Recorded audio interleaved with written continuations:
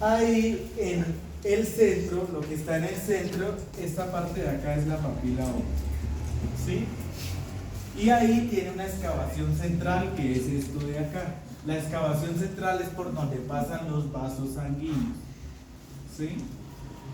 Por ahí es donde entran los vasos sanguíneos, por la excavación central.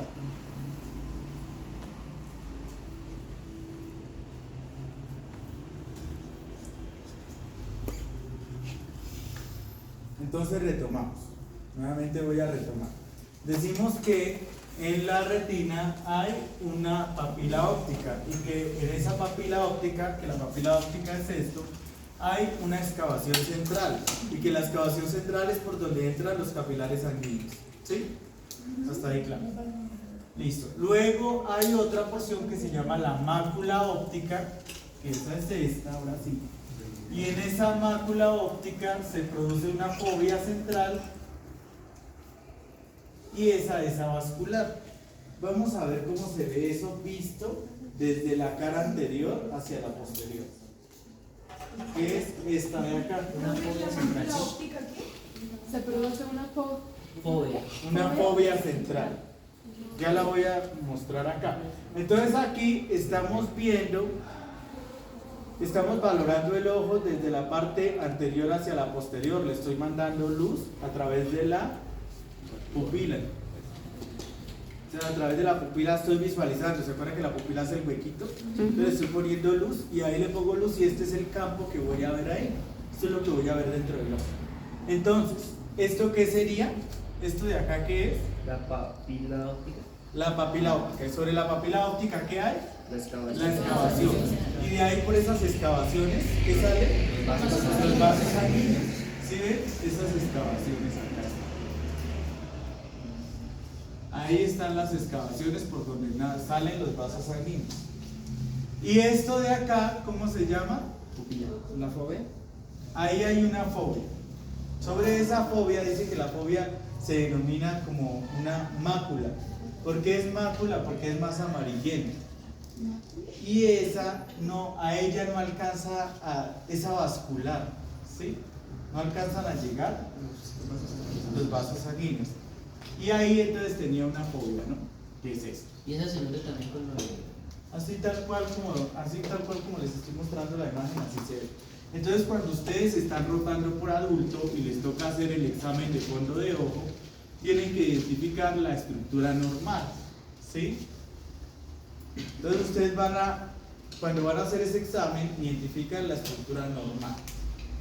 Cuando ya hay alteraciones, que es lo que van a ver allá, van a ver qué alteraciones se presentan, entonces dicen, no, este paciente tiene unas excavaciones, tiene excavaciones prominentes, ese paciente tiene retinopatía diabética, ese sí, lo van a identificar tras este fondo de ojo. Pero acá yo les enseño Entonces, lo normal. un ojo bueno. Bueno, acá yo les enseño lo normal, el ojo bueno, ¿sí? ¿Les están comprendiendo? Todos están entendiendo hasta ahí. Me devuelvo nuevamente. Entonces decíamos que en la mácula óptica, que era ese centro que está ahí, que les decía que lo llamamos mácula porque es amarillento, que es avascular y tiene una fobia central, o sea, se hunde, en el centro se hunde más. Y expliqué que la porción ciliar, que es este pedacito de acá, después de la hora cerrada, es la porción ciliar. Está relacionada directamente con los procesos ciliares y tiene poca función nerviosa. O sea, ahí no se va a intercambiar. Y entonces, al finalizar, encontramos la porción iridiana. ¿Sí? Acá, hasta aquí, está la porción que hace contacto con el ciliar, ¿no? Con el cuerpo ciliar. Y luego acá, esta es la porción iridiana. O sea, esa está debajo del iris. Por la parte, por la cara anterior o posterior. Por la cara posterior. Sí, ahí mismo la imagen lo da.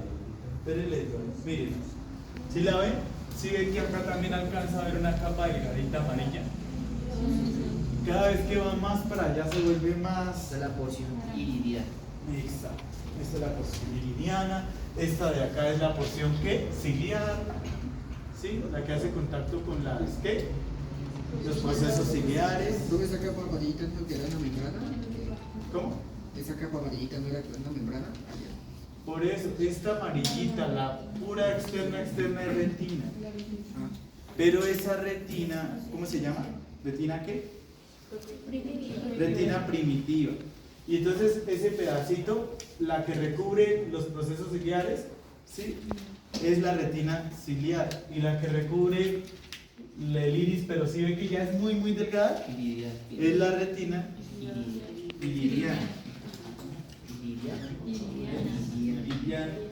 Iridiana, yo creo que quedó más bien. Listo.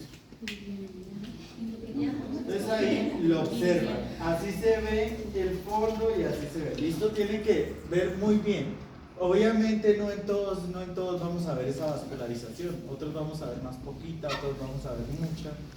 Cuando los ojos están sometidos a bastante luz todo el tiempo, es decir, que no se duerme y hay mucha, está conectado mucho a los computadores y demás, las excavaciones se suelen dilatar. ¿Ya no se ve? No, se abren más. O sea, es como si fueran mucho más gruesas. O sea, se ven antes más. Claro, se ven más. Y entonces ahí, ¿qué pasa con eso? Pues que la luz va a empezar a dañar el nervio. Y por eso, esa es una de las causas de la fotofobia.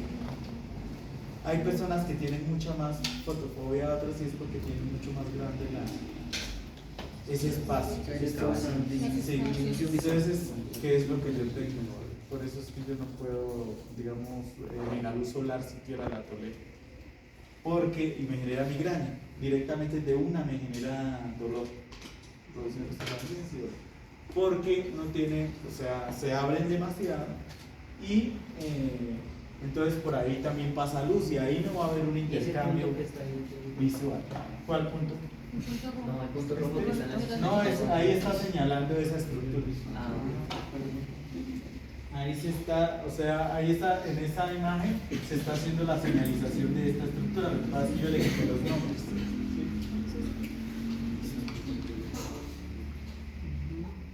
Bueno, y eso es la retina. A nivel morfológico. Todavía no hemos visto función. Algunas cositas lo hemos visto en función, pero no la función de refracción como tal. Hasta ahí ya hemos entendido, ¿sí? Ahora, para entender la parte fisiológica, vamos a ver las células que contiene ese ojo. Las células de la retina entonces contienen las células fotorreceptoras, que son las que reciben la luz. Encontramos los conos, los bastones y las células ganglionares de la retina.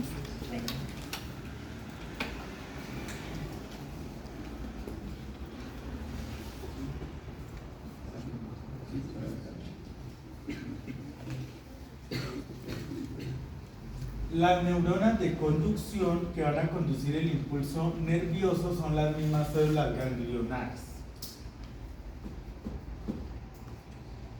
Y están las que van a transferir una información, o sea, las que transfieren la información de los conos y los bastones hacia las ganglionares, como ese espacio intermedio, se llaman las interneuronas.